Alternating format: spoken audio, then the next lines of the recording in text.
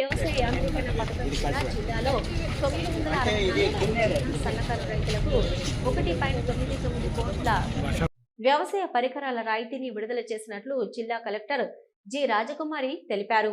బుధవారం కలెక్టరేట్లోని పీజీఆర్ఎస్ హాల్లో వ్యవసాయ యంత్రీకరణ SMAM submission on agriculture mechanisation పథకం కింద వ్యవసాయ యంత్ర పరికరాల పంపిణీ కార్యక్రమంలో జిల్లా కలెక్టర్ ముఖ్య అతిథిగా పాల్గొన్నారు.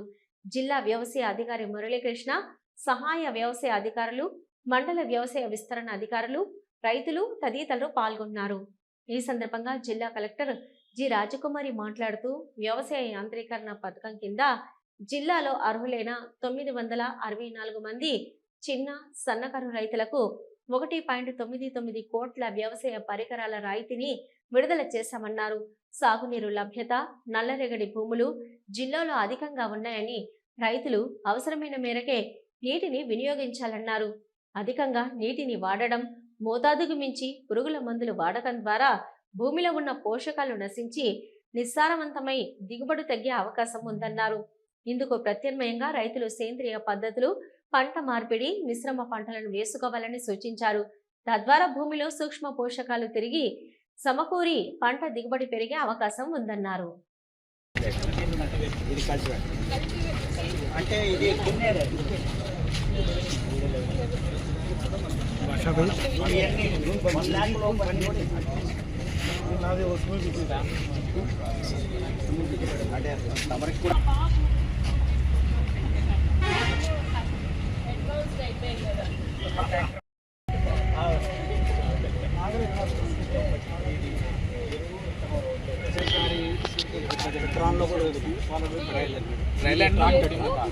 రెండు ఒకేసారి రెండు బాక్స్ ఎంత క్వాంటిటీ సీడ్ అనేది కూడా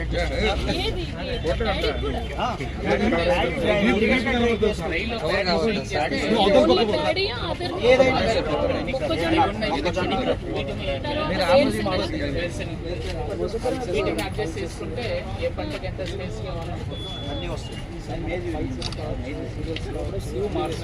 ఇది ఒక రైతు తీసుకున్నా కూడా వాళ్ళు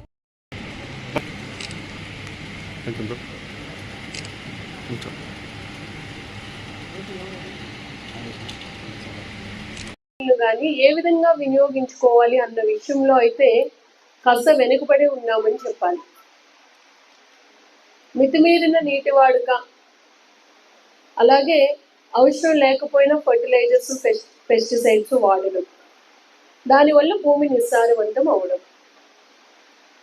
మీరు ఇప్పుడు అడిగారు అని చెప్పారు, జింక్ అడిగారు, బోరాన్ అడిగారు, ఇవన్నీ సూక్ష్మ పోషకాలు, మైక్రో న్యూట్రియంట్స్ అన్నింటినీ అడిగారు. కారణం అదే. ఎందుకంటే ఈ పోషకాలు ఏమేమి ఉన్నాయో భూమిలో అవన్నీ రన్ ఆఫ్ అయిపోతూ ఉన్నాయి, వెళ్ళిపోతూ ఉన్నాయి. కాబట్టి భూమి నిస్సారవంతం అయిపోతూ ఉంది. అందుకని సేంద్రియ పద్ధతులను అవలంబించాలి, పంట మార్పిడి పద్ధతులను అవలంబించాలి, మిశ్రమ పంట విధానం అవలంబించాలి. అలాగే సూక్ష్మ పోషకాల లోపాలు ఏమేమి ఉన్నాయో వాటన్నింటినీ కూడా మనం భర్తీ చేయాలి. ఎంత అవసరమో అంత మేరే నీటిని వాడాలి, ఎంత అవసరమో అంత మేరే ఎరువుల్ని వాడాలి. ఇలా అయితే పెట్టుబడి తగ్గే అవకాశం ఉంటుంది. యంత్ర పరికరాల ద్వారా, ఉదాహరణకి డ్రోన్స్ ద్వారా మనం పెస్టిసైడ్స్ ఏమన్నా స్ప్రే చేస్తే ఎకరాకి ఎంత తగ్గుతుంది అన్నది మేము అంచనా వేసాం. దగ్గరగా మీరు 3 నుంచి 4 సార్లు ఫర్టిలైజర్స్, పెస్టిసైడ్స్ వేస్తారు. మామూలుగా డ్రోన్స్ ద్వారా అయితే 3 సార్లు సరిపోతుంది. నీటి వాడకం కూడా తక్కువ. ఎకరాకి దగ్గర లేబర్ కాస్ట్, ఇంకా అదర్ మీ ఫర్టిలైజర్లో తగ్గుదల, పెస్టిసైడ్లో తగ్గుదల, వీటన్నింటికి కలిపి దగ్గర ఎకరాకి 3000 వరకు మిగులుతుంది. అంటే అలా ప్రతి విషయంలో కూడా మనం మెలకువలు కానీ పాటిస్తే ఇన్వెస్ట్మెంట్ అనేది తగ్గడానికి అవకాశం ఉంటుంది, దిగుబడి పెరగడానికి అవకాశం ఉంటుంది. మనం అనుకుంటాం ప్రతిసారి కూడా చక్కగా పంట వచ్చే సమయానికి ఏదో ప్రకృతి వైపరీత్యం వస్తుంది, ఇబ్బంది పడుతూ ఉంటాము, పంటను కాపాడుకోలేము. మనకి ఎందుకంటే ఇక్కడ ప్రొక్యూర్మెంట్ అన్నది ఈ జిల్లాలో చాలా తక్కువ, మిగతా జిల్లాలతో కంపేర్ చేస్తే. ఫస్ట్ టైం మనం లాస్ట్ టైం అది కూడా మీ అందరూ అడిగారని 5 procurement centres, paddy procurement centres పెట్టాం. ఎందుకంటే మనకి సిఎంఆర్ రైస్ మిల్స్ లేవు.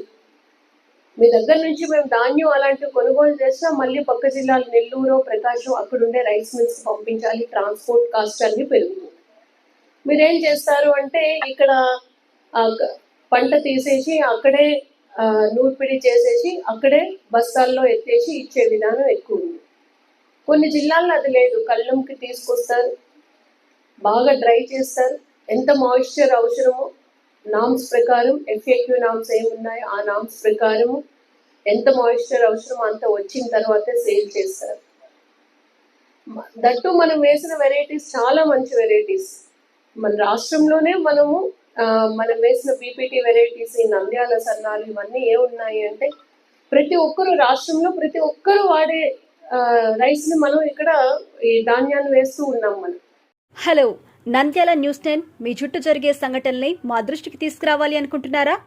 అయితే ఇంకా ఆలస్యం ఎందుకు? మా వాట్సాప్ నెంబర్ 9849700865కి సమాచారాన్ని ఎప్పటికప్పుడు పంపించండి. మా నంద్యాల న్యూస్ 10 ద్వారా మీ సమస్య పరిష్కరించుకోవడానికి ముందడుగు వేయండి.